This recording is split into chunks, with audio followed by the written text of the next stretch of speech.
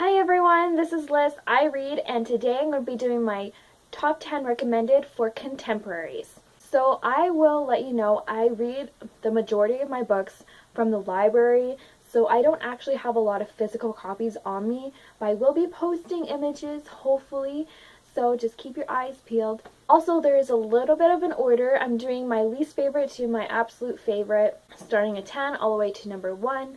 So, without further ado, let's just get started. So, at number 10, Something Borrowed by Emily Griffin.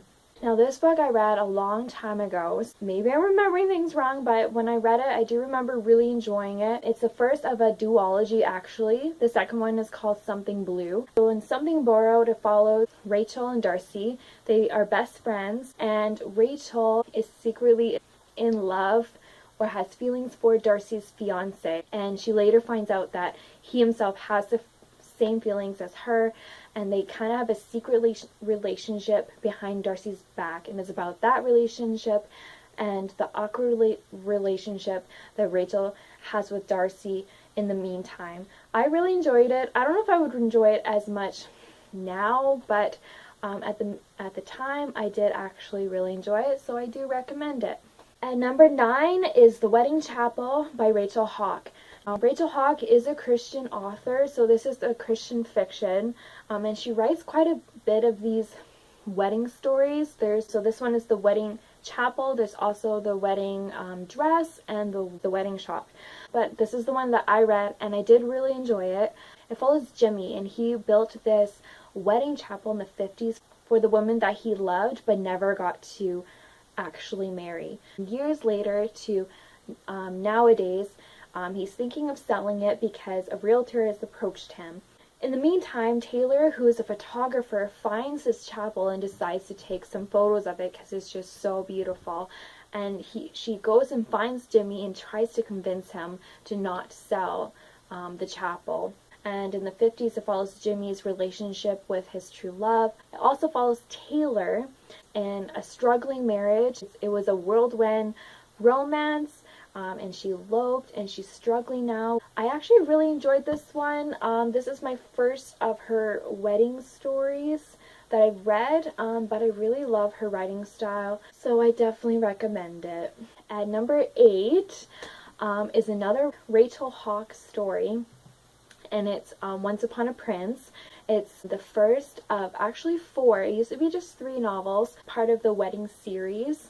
The Royal Wedding series. And this one's called Once Upon a Prince. And this story follows Susanna, who just got dumped by her long-term boyfriend, and she was expecting him to propose, and he ended up not proposing. They've been together 12 years, I can't imagine. She's struggling with all her emotions, but things start looking up when she meets Nathaniel, who's come to her aid when she was in need. And he so happens to be a prince, of course, from Europe, of course, who is in line to the throne. She doesn't know that he's a prince, so and he doesn't tell her right away. It's really cute. I loved this whole series. I just found out that there's a 4th one, and I think it's actually about her sister. They're all companion novels, so you don't have to read it in order, but it all follows the same royal family. So it was sweet. It was a cute read, all 3 of them that I read. At 7, 6, 5 are 3 novels by the same author. As you can tell, I have this habit where if I fall in love with an author, I tend to read a lot of their books, and so these next 3 books I read in one after the other. The first one is my favorite of the 3, is Rumor Has It by Jill Mansell. The second one is Don't Want to Miss a Thing, and then finally The One You Really Want. So my favorite one is Rumor Has It. That was the first one that I read, like I said, and it follows Tilly, who again got out of a long-term relationship, and she lives in London, but she decides to start over with a new job. She's a Girl Friday, which I think is kind of like a personal assistant, and so she moves to a small town in England.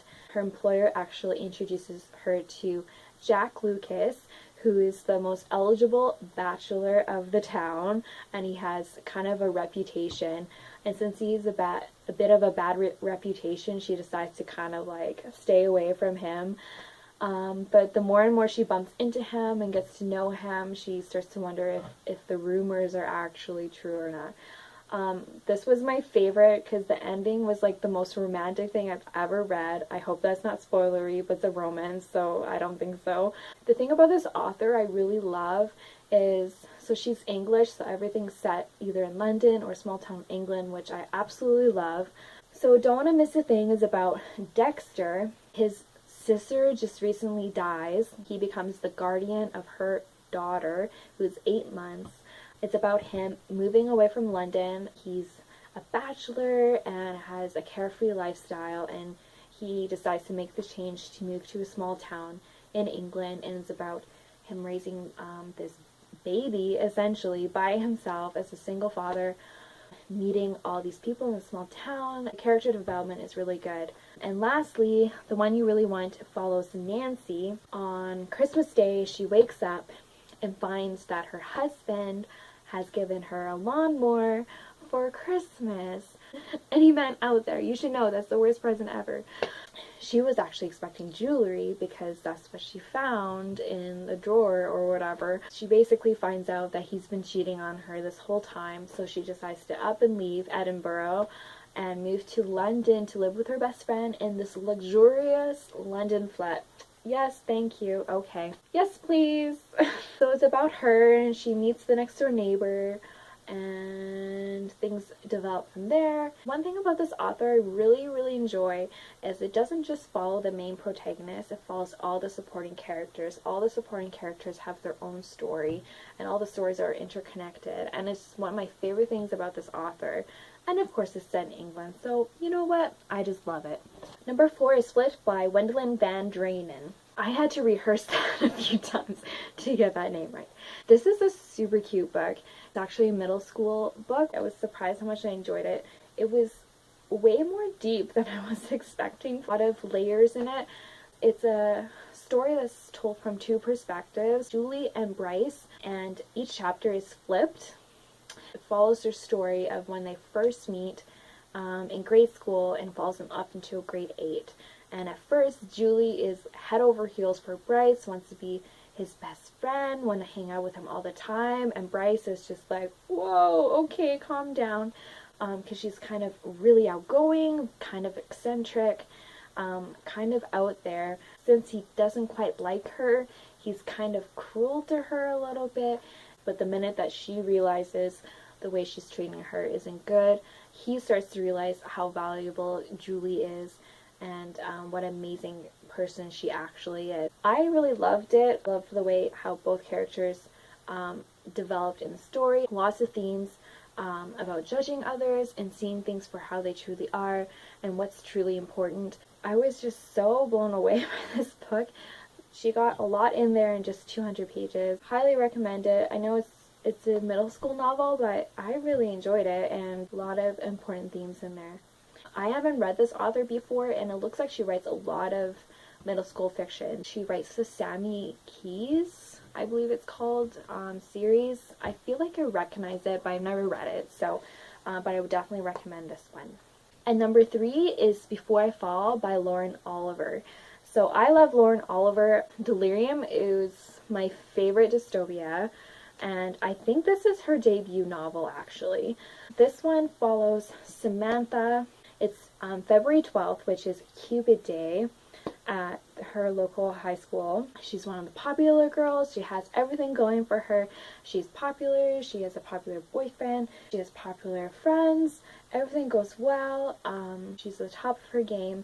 After an epic party at the end of the day, her and her friends get into the car, and she is in a car crash. She doesn't know what's going on, and then she wakes up, and she thinks it's the next day, but then she realizes it's February 12th again. It's about Samantha reliving February 12th for 7 days. It's really good. It's a really good book. I definitely recommend it. Very deep. Talks a lot about themes of love and death and what really matters. It was really good. Lauren Oliver, she's a fabulous writer, so I highly recommend it. It's definitely not a fluff read, that's for sure. Yeah. And number 2, I got fluff for you again. If you start watching my videos from now on, you're going to realize I love my fluff and I love my romance. So number 2, Anna and the French Kiss by Stephanie Perkins. So yeah, I really liked this book so much. It was super cute. Trilogy of companion novels. So the first one obviously is Anna and the French Kiss. The second one is Lola and the Boy Next Door. And number 3 is Isla and the Happily Ever After. The first one follows Anna, of course. Anna's super excited about her senior year. She has a boy that she's crushing on. She's excited to start her new year with her best friend and all her other friends.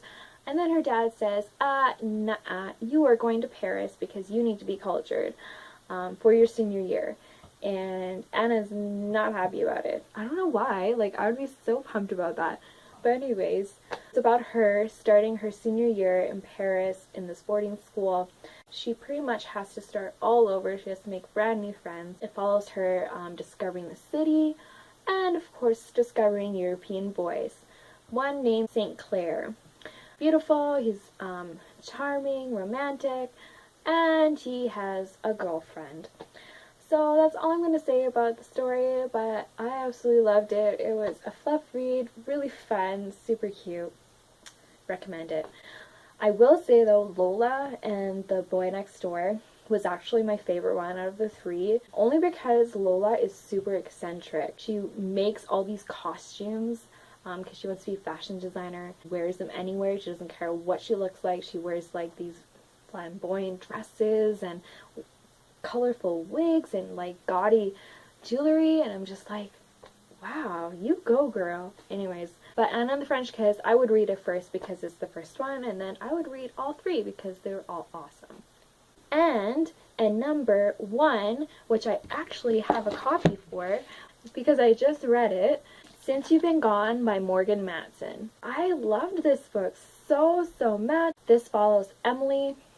She's super shy, super quiet, but she's really excited about the summer coming up because her and her best friend have all these plans. They're going to get a job together, they're going to go to the orchard and go to drive-in movies and everything. All changes when her best friend Sloane just disappears without a trace, just gone. And Emily, who's, like I said, super quiet, she almost has like a social anxiety in a way, is freaking out, terrified, until she finds this list. And it's a list of things for her to do that summer. And the list is insane. Some of it is kiss a stranger, go skinny dipping, steal something. And of course, Emily is just terrified just to talk to people in general without her best friend. I really enjoyed this book so much. It was so interesting to watch this character development with the main protagonist, and she reflects on her relationship with her best friend. It was so interesting for me because I felt like I could relate to both characters even though we're so different, because in some ways I'm a little bit shy, but when I was in college I was definitely a little bit more like Sloane, a little bit more out there, a little more outgoing, so I really enjoyed reading this story. I highly recommend it. The author is like, I look at her picture and I'm just blown away because she's so young, but the way she writes is just, I felt like everything that Emily felt when she's having these social interactions with people that she's not used to having by herself without her best friend. Like, I just felt the tension so severe. So the fact that she was able to capture that was amazing. So I highly recommend her. I'm so excited to read everything else that she's written because it was just so good. She also wrote Second Chance Summer, which it says on the front there, and Annie and Roger's Epic Detour. So please read it. It was so good. I loved it. So everyone, thank you so much for watching. Please give it a thumbs up if you liked it. Please comment below. I will be posting again next week. So stay tuned. And everyone, I want you guys to keep reading. Bye!